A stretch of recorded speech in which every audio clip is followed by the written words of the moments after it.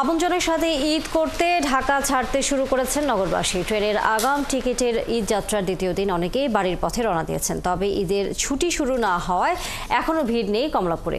এদিকে ট্রেনের শিডিউল বিপর্যয় না থাকায় ঈদ যাত্রায় এখনও কোনো ভোগান্তিতে পড়তে হয়নি। মনির মিল্লাদের প্রতিবেদন। ব্যস্ততাকে ছুটি দিয়ে এবার বাড়ির পথে নগরবাসী। অন্যরকম এক খুশি উদযাপন করার এরকম উপলক্ষ তো ৮০ বছরে দুইবার। ঈদুল আজহার সরকারি ছুটি শুরু হবে ৫ জুন, কিন্তু পথের ভোগান্তি এড়াতে একটু আগেভাগেই রওনা করেছেন কেউ কেউ। ঈদ যাত্রার দ্বিতীয় দিনের ট্রেনের টিকিট যারা কেটেছিলেন রবিবার, তারাই বাড়ির পথে রওনা করেন। কমলাপুরে যাত্রীদের উপচে পড়া ভিড় ছিল না, স্বাচ্ছন্দ্যেই বাড়ির পথে রওনা করতে পেরেছেন সবাই।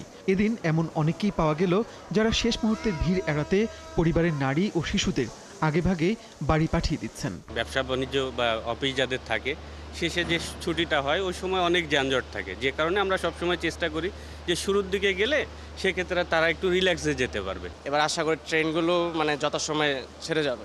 বাচ্চা ছোট, পরে গেলে দেখা যায় ভোগান্তিটা বেশি হয়, এই জন্য আমরা একটু আগেই যাই। ঈদের সময় অনেক কিছু করব, অনেক কিছু করার প্ল্যান আছে। আমরা দাদু বাড়ি যাব, ঈদ করব, মজা করব। দ্বিতীয় দিনের ঈদ যাত্রার বেশিরভাগ ট্রেন নির্ধারিত সময়ে কমলাপুর ছেড়েছে, যদিও টিকিট কেটেও সিট না পাওয়া ও স্ট্যান্ডিং টিকিট নিয়ে কিছু অভিযোগ পাওয়া গেছে।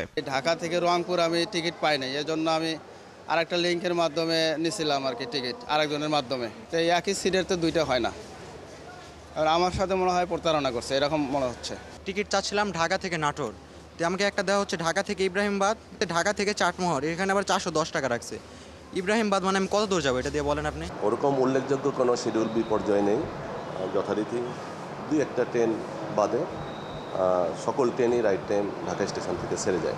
বিভিন্ন বেসরকারি প্রতিষ্ঠান যখন একযোগে ছুটি হয়ে যায় তখন তারা যার যার গন্তব্যে যাওয়ার চেষ্টা করে, অ্যানি হাউস সিস্টেম, তারা চেষ্টা করে স্টেশনে ঢোকার, কিন্তু আমাদের প্রস্তুতি যথেষ্ট আছে।